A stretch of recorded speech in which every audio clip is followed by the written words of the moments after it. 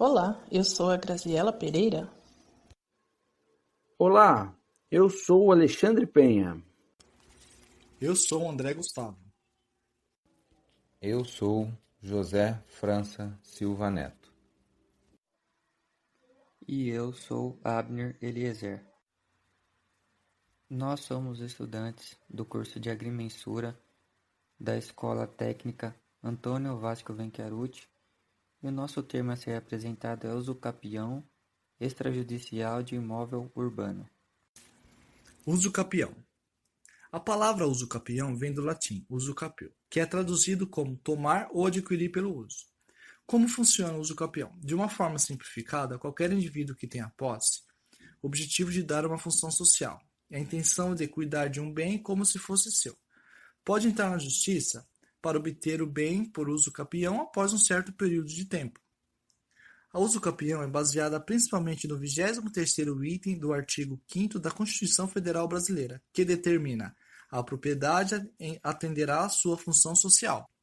A usucapião também se apoia no Código Civil de 2002, mais especificadamente no artigo 1228, parágrafo 1, que afirma: o direito de propriedade deve ser exercido em consonância com a sua finalidade econômica e social.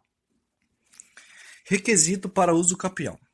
Para que alguém peça usucapião de bem, é necessário que o indivíduo tenha posse exclusiva de tal bem, que ocupe de forma ininterrompida e que não obtenha de forma violenta ou clandestina. Como entrar com um pedido judicial de usucapião? Quando é necessário uma disputa judicial, o possuidor do terreno deve procurar um advogado para entrar com um processo pedindo para que o juiz o declare proprietário do bem por usucapião. Em suma, esperamos que este artigo tenha sanado todas as suas dúvidas a respeito da usucapião, como ela funciona, quais são as suas regras e tipos diferentes.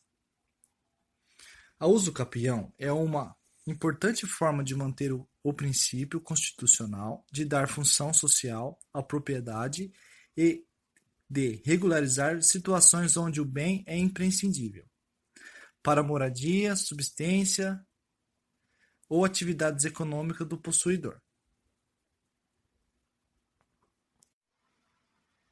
A humanidade passou por vários processos de evolução e sobrevivência até as sociedades modernas.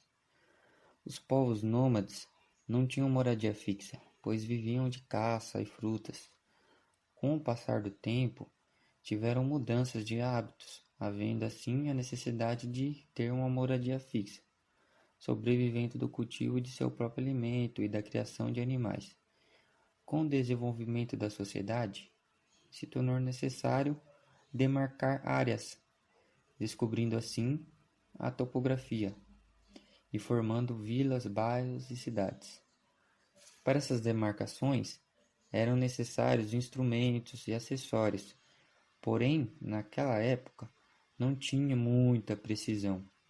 Os egípcios foram os pioneiros na criação e uso desses instrumentos. Logo após vieram os chineses e também os gregos e romanos. Pesquisadores apontam que a topografia começou a ser utilizada em aproximadamente 3200 a.C. A palavra topografia é dividida em duas partes: topo, que significa lugar ou região, e grafia, que significa descrição.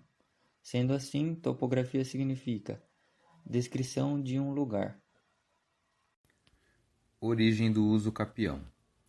O usucapião surgiu na Roma Antiga, devido ao fato de certas ações prescreverem com o tempo, quando o proprietário não exercia a posse de seus bens, tanto móveis quanto imóveis. Para os bens móveis, o período era de 1 ano, e bens imóveis, 2 anos. Após esse período, era aceito a usucapião. Nesta época, os patrícios e pontífices manipulavam o controle jurídico, deixando os plebeus sem acesso às leis, e foi Terentílio, um plebeu, que propôs a oficialização de um código penal, que fosse disponibilizado a todos os plebeus. A proposta sofreu resistências por muitos anos, e somente em 451 a.C. que ela foi aceita. Alguns anos mais tarde, foram sendo criadas novas leis, a destacar a Lei Atínia, que proibiu o uso da uso-capião para produtos que possibilitassem o furto. Dessa forma, nem o agente responsável pela subtração e nem o receptador poderiam adquirir a posse legal deste bem por meio de uso-capião. E as leis Pláucia e Júlia foram as leis que proibiram o uso da uso-capião mediante atos violentos, para que os agressores não fossem premiados com a posse de algo que tomaram à força. No Brasil, a uso-capião surgiu em 1916, no Código Civil, citada no artigo 530, onde incluía como uma forma de ser adquirida uma propriedade imóvel. A metodologia aplicada ao trabalho foi um estudo de caso real, de levantamento planimétrico, para compor o processo de uso-capião extrajudicial. Na elaboração do trabalho, inicialmente o grupo se reuniu para definir o escopo de trabalho que devia ser realizado. Na sequência foi realizada uma pesquisa bibliográfica em busca de material para embasar o trabalho e para estruturar o trabalho, né? Após essa etapa, a equipe foi a campo realizar o levantamento planimétrico. Na sequência, foi realizado o tratamento dos dados brutos gerados no levantamento, isso em escritório. Foi utilizado software apropriado e realizado o desenho, e com isso gerou-se o projeto em planta. Após ter realizado todo esse processo, foi feito a estruturação do trabalho, correção e a conclusão. Para a realização do levantamento planimétrico, foi utilizado o equipamento estação total Nikon e acessório. Dentre os acessórios utilizados, pode citar o tripé de alumínio, bastão com prisma, o mini prisma, piquetes, estacas testemunhas, pregos, pincel e tinta. Nosso trabalho de campo foi realizado em um imóvel urbano, localizado no município de São Paulo. O imóvel está próximo à represa Billings, situado na estrada do Alvarenga, no 29º distrito de Santo Amaro.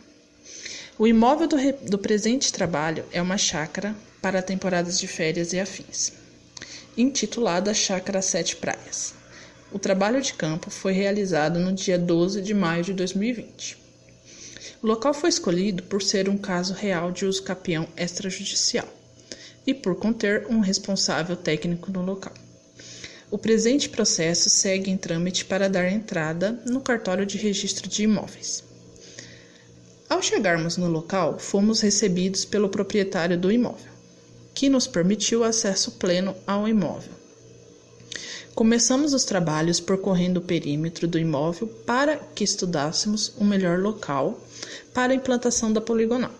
E durante esta etapa fizemos a implantação dos piquetes e pinos de aço, que foram o nosso ponto de apoio para a execução do levantamento planimétrico, que por sua vez recebe o nome de poligonal aberta. Poligonal aberta é quando o ponto inicial da poligonal não coincide com o ponto final da mesma. Dessa forma, é possível que se realize o levantamento de todos os pontos da poligonal e também as irradiações relevantes ao trabalho, concluindo assim nosso trabalho de campo no local. Vamos falar um pouco da planta.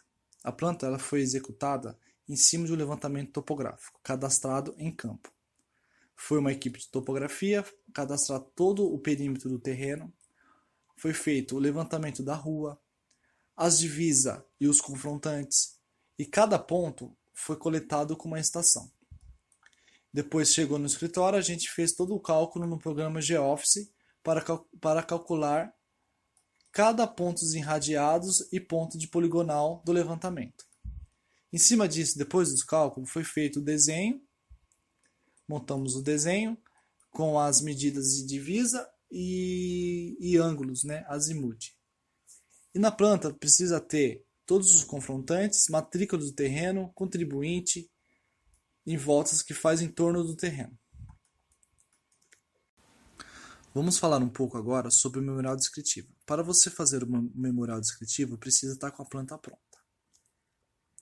A descrição perimétrica ou memorial descritivo é um documento que sempre deve vir acompanhado da respectiva planta, pois um documento complementar o outro, sendo esse documento indispensável para o registro em cartório da superfície levantada. Obrigatoriamente deve conter a descrição pormenorizada dessa superfície que diz respeito à sua localização, confrontantes, área, perímetro e nome de proprietários.